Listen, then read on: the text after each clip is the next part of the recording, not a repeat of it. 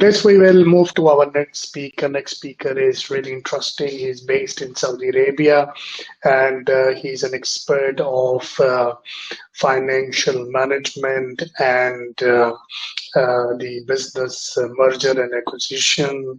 He can transform any business idea into a business plan. And so please welcome Najum Mughal. Hi Najum, how are you doing today? Pretty well. How about yourself? Yeah, I'm good too. So thanks for asking. And now the mic is with you.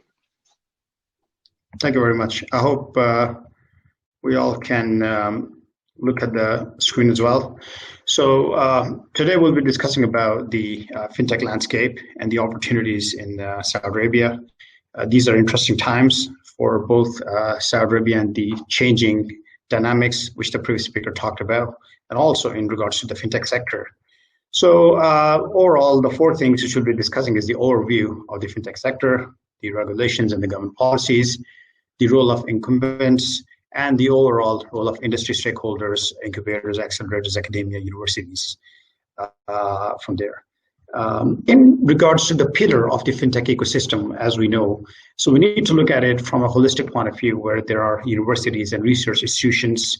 Then we always go towards the government and regulators. So within the universities, we have the startups. Currently there are 155 fintech registered with Fintech Saudi Arabia. These are the startups. The users, we see the transactions done by users increasing by almost 18 to 20% over the past 2 years. Now there are over 22 million users who are benefiting from these fintech, you can say, startups and overall services. Then there are technology firms which are fairly active, whether it's in terms of API or machine learning or blockchain. Things are coming up from the government and regulators' point of view, as well as we also see SAMA and CMA has been fairly active, and we'll talk about it later.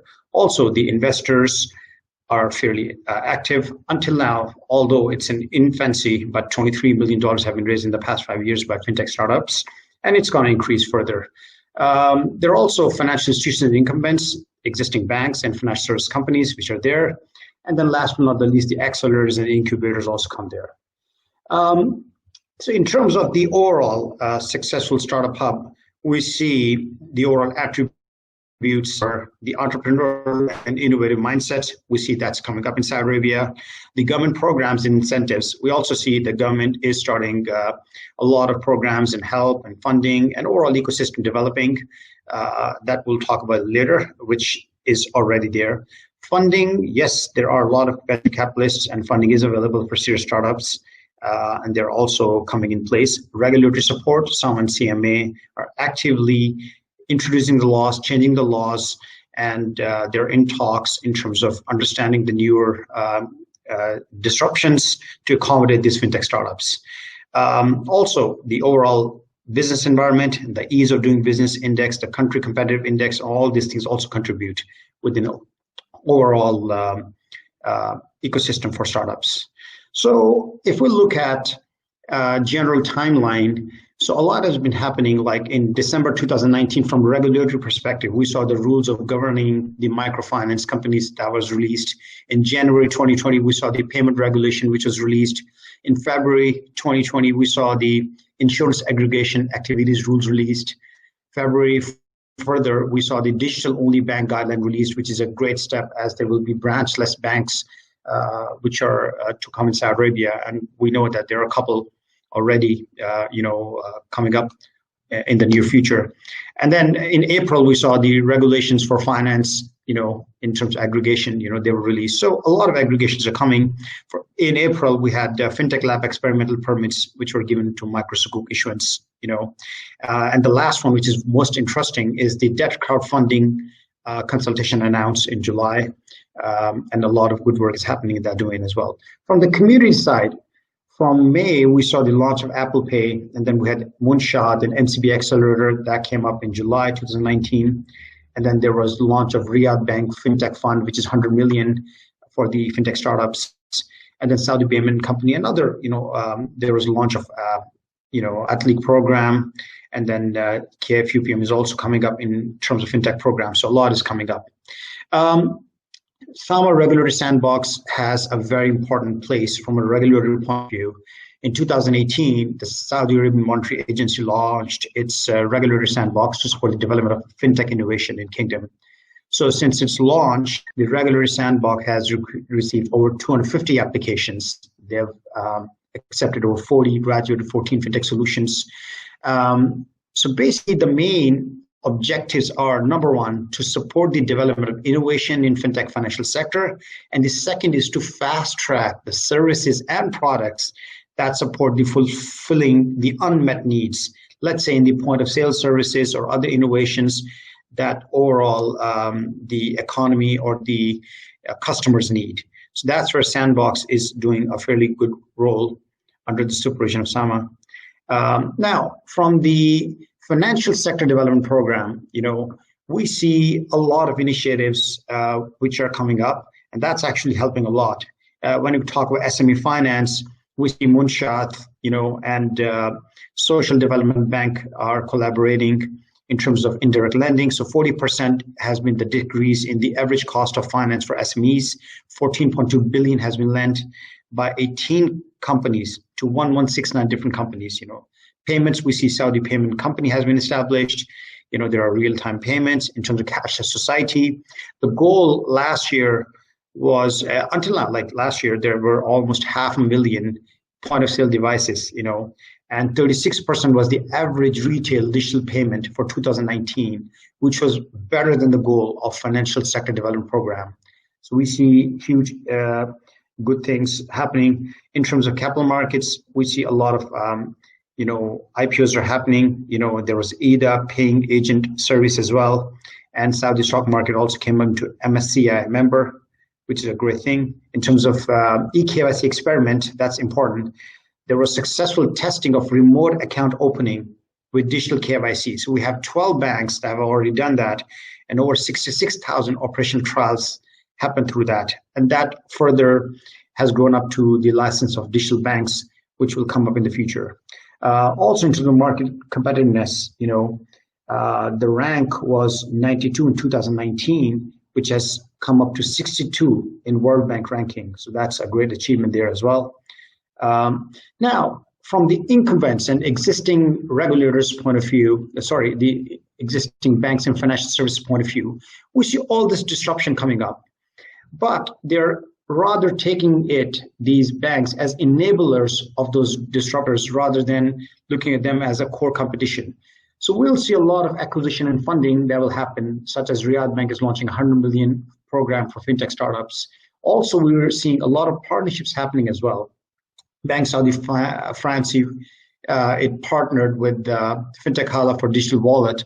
We also seen Saudi,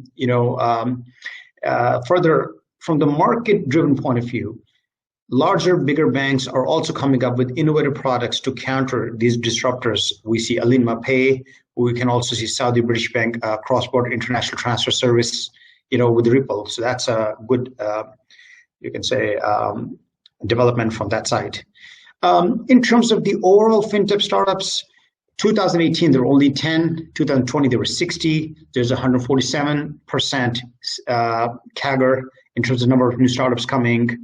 36% of those startups are in the idea at the MVP, which is minimum viable product stage. 26% at pre-commercial, 20% in this testing phase, and 18% of those fintech startups are operational. So a lot is happening, and we'll see further pipeline fintech startups entering the economy. From the point of view of leading startups, we have great list of focus, mainly in the payment and currency exchange side, and in the lending and finance. We see a lot of startups in those side as well. In the private fundraising, we have Imkan, Munafe, Mikyal. They're coming up with just crowdfunding, and that will also change the startup ecosystem overall. We're also in banking and infrastructure, insurance, capital markets, business tools, personal finance. All these startups are coming. In terms of funding, between May and July, we've seen startups like Lean, Munafe, Hala. Most of them are raising their Series A, pre-seed, seed rounds. But then definitely in the future, we'll see a lot of mature Series B, Series C rounds coming up as well. Just like North America, we'll see mature market coming up as well. So we can see 84% has been early stage in terms of startup deals, 6% Series A, 6% has been Series B. Challenges wise, the biggest challenges which they have, 40% is the talent recruitment based on the emerging needs. Regulation is a bigger factor, and the government is providing, you can say, fairly favorable regulations for them to nurture and grow. 28% of the challenges the respondents came on towards the access to customers, customer testing, it's slightly difficult. Then there's technology and product development.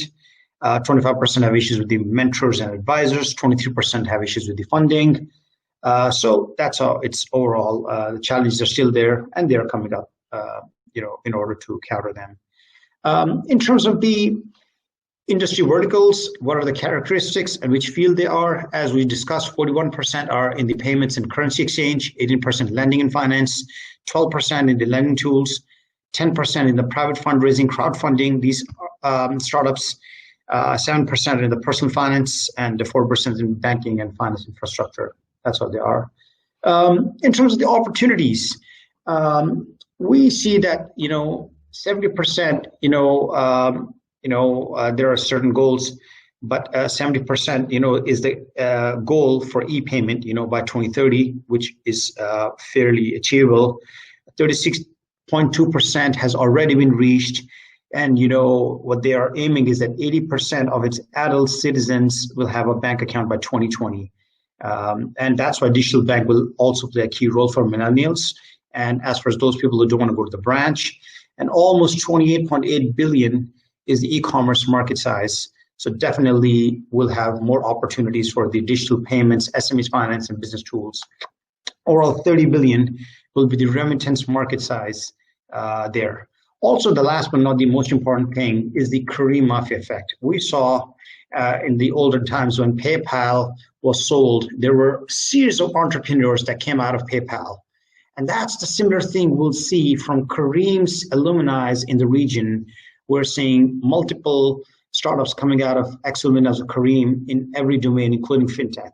And that's as more and more of these startups, which are fintech, will mature, there will be further entrepreneurs coming up into this domain, whether it's fintech or overall startup culture, that will further drive the economy. So with that, I'll be finishing the overall presentation. So yes. Very insightful information, and I'm sure that the listener across the globe might has got a lot of value out of it. And you're right that the future of the world is in blockchain, fintech, digitalization, and Saudi Arabia has already adopted this vision and has been heavily invested. So all those companies who are really interested to invest in these fields in Saudi Arabia, I think that you are the right person to prepare their business plans and give them a local facts and figures in order to make a prudent decision. So my question from you is that what you think, like in Saudi Arabia, if fintech in next 10 years, where you see as a future of fintech in Saudi Arabia? Indeed, a couple of great initiatives that we've worked on, and we have a very strong idea. Let's say digital banking. Digital banking, Sama, is fairly encouraging in that regard. So we'll see a series of digital banks coming up, which will be branchless, and everything will be online. So that's a very good disruption, and a lot of new companies will come in. Also, we've seen in debt crowdfunding, equity crowdfunding. We're actually working and assisting our clients as well in that domain already. So under the supervision of Sama, we can see, imagine one crowdfunding platform. They're actually providing 5 to 10 startups the required funding of 5 million on a monthly base. So we'll have 5 to 10 such platforms, which will be in the near future. So the kind of VC funding, the overall ecosystem they are giving rise to is massive and phenomenal. So overall, the number one until now focus has been the payments and the disbursements, but the overall shift will shift towards digital banking, and then we'll see further giving rise to venture capital, crowdfunding, and other things which will help the retailers as well as supply chain managers and others. So certainly there's a lot to be explored. And basically the overall fintech sector is regulatory driven. So SAM and CMA are keeping a very, you can say, supportive and very aggressive way of accommodating all these startups in terms of giving them regulations, funding. Overall ecosystem is helping as well. So definitely all these segments, whether it's digital banking, payments, crowdfunding, they will further grow into the overall country. So we see fairly positive. That sounds really amazing, and thank you very much, Najum, for your valuable input. And I'm looking forward to have you in my next shows. Thank you very much. Your pleasure. Thank you.